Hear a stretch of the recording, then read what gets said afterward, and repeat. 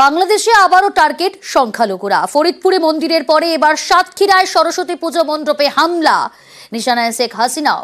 21-এর বইমেলায় ডাস্টবিনের গায়ে শেখ হাসিনার ছবি, তাতে টিস্যু পেপার ফেলে ইউনূস সরকারের প্রেস সচিব পোস্ট করেছেন সোশ্যাল মিডিয়ায়, আর যা নিয়েই তৈরি হয়েছে জোর বিতর্ক।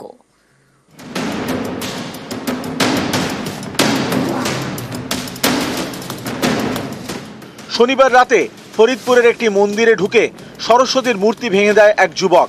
পরে ওই যুবককে ধরে ফেলে পুলিশ। ফরিদপুরের পর সাতক্ষীরা, এখানে সরস্বতী পুজো মণ্ডপে হামলা, এখানেও ভাঙা হয় সরস্বতীর মূর্তি।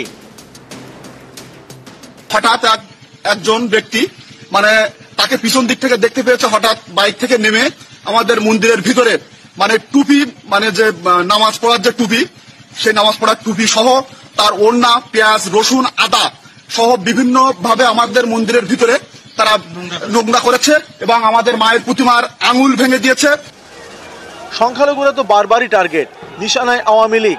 আদালত চত্বরে জয় বাংলা স্লোগান দেন আওয়ামী লীগের ছাত্র সংগঠন ছাত্রলীগের এক নেতা। এর জন্য তাকে বেধড়ক মারধর করা হয়।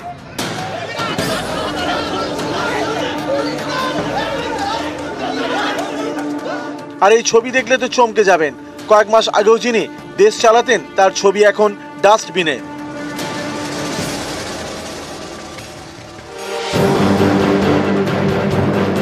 শনিবার ছিল অমর 21 বইমেলার উদ্বোধন।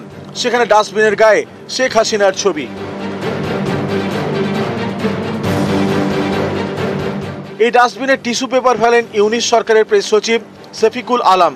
সেই ছবি তুলে সোশ্যাল মিডিয়ায় লেখেন, শনিবার বাংলা একাডেমিতে 21 বইমেলার প্রথম দিনে বিনে জঞ্জাল নিক্ষেপ। এই নিয়ে জোর বিতর্ক তৈরি হয়েছে।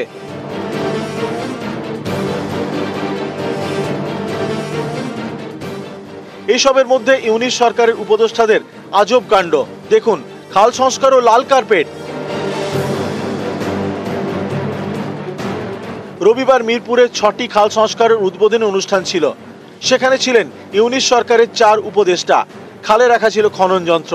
সেখানে পৌঁছতে তৈরি করা হয় অস্থায়ী রাস্তা, তাতে বিছিয়ে দেওয়া হয় লাল কার্পেট। এই লাল কার্পেটের উপর দিয়ে হেঁটে খনন যন্ত্রের কাছে পৌঁছন ইউনূস সরকারের উপদেষ্টারা।